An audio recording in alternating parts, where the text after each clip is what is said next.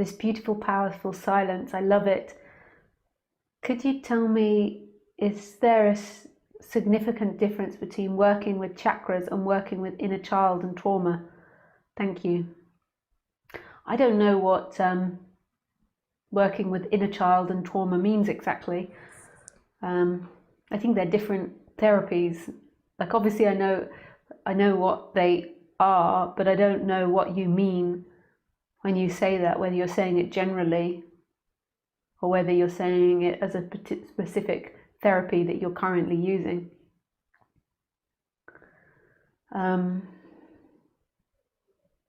So I think that working with the chakras is a form of working with the trauma. The only thing that working with the chakra the difference is if the trauma is too big, like if you get overwhelmed with the trauma, people that are specialized in trauma work can help you with an exercise to pass that through your body, whether it be the MD, I forget what it's called, with the boop, boop, boop, boop, boop, boop, boop, boop, or tapping or something, or different techniques to help pass through it. Like, you can get stuck with trauma. And working with the inner child, I'm not really sure what that means.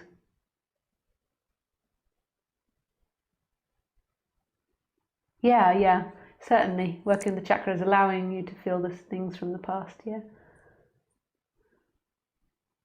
But it's like, sometimes when I work with people in one-to-one sessions, I don't do it. I mean, you see me work with people on Skype, but I'm a lot more impersonal on Skype or on live stream, because it's not really the space to really go deep with someone. But when I work one-to-one with somebody in person, like, sometimes I just talk about their life and just talk about where they've come from or what's happening for them. And we talk about past, and we talk about things. But then normally there comes a point where I ask them to go into the chakra and to feel these things that we've talked about. So there's an issue that there might be recurring, and then to go down to the deep basic feeling. So every problem in your life always has a deep basic feeling. Like, most of us have most probably like 5 core stories which we go around again and again and again, but they always seem different because we tell them in different ways. So it's like so like with me, one of my core stories, which I still have and I still have to work with, I don't know if this will ever go, and I talk about it openly on the internet, is my dyslexia. I mean, I had 13 years of being in an education system where I was constantly being punished for being stupid, and yet when they tested me, I had quite high intelligence, not like really high, but higher than average by quite a bit. But I was in a system that couldn't cater to my needs at all. So I was put down a year, and not only was I put down a year, so I was with a year younger kids, I was also at the bottom of that class, and a lot of the time I was just left out of the class, like sat in a corner alone, sent outside, told off, humiliated by like everyone had to stand up and read, and I couldn't read. Like, when I left school, I had reading age of an 8-year-old. So it was really a traumatic time at school, even though I had the blessing of I got on with people.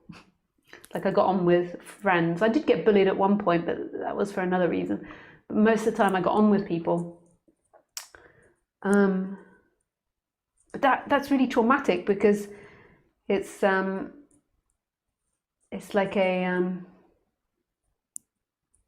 it's like I had things to offer, but it was like no one could hear. I just couldn't do it in the way in which they instructed.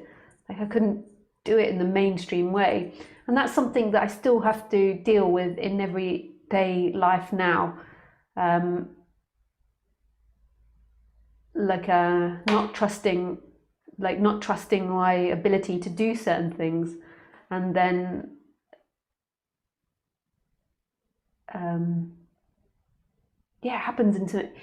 this comes about in all relationships that I have, this after effect, and it's a core story that this character has, and goes into, like, feeling like it's not that it's done something wrong, but feeling like it will get caught, or it'll be told off for doing something. Like, I can't explain.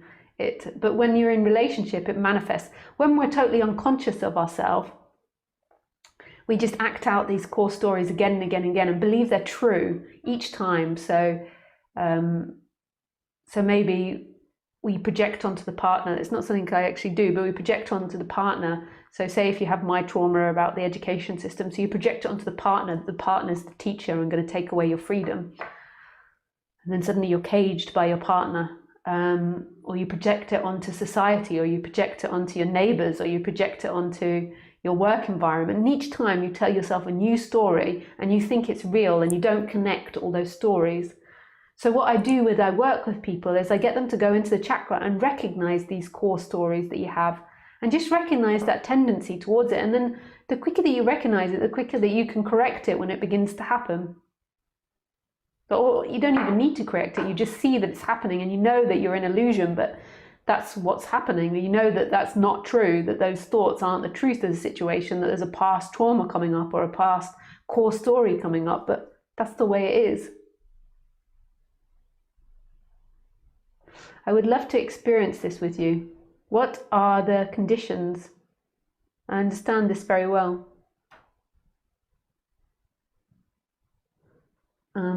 What are the conditions? I'm not sure what you mean, what the conditions are. And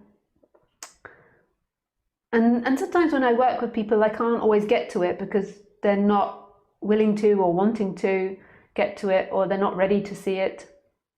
Like sometimes people, I think when I do one-to-one sessions, so there's lots of people where it really resonates and really works, but sometimes I think that so few of the people just they just want to be nobody and they don't want to see these dynamics, but sometimes they have to be seen, but sometimes they don't. It's also fine to have issues. We all have issues. And then eventually once I've done that and identified it, I point it back to that there is nobody, that's not you.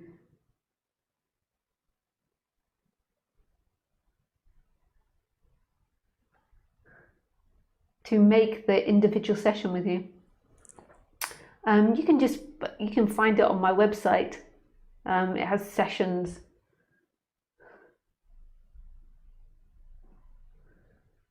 At the top.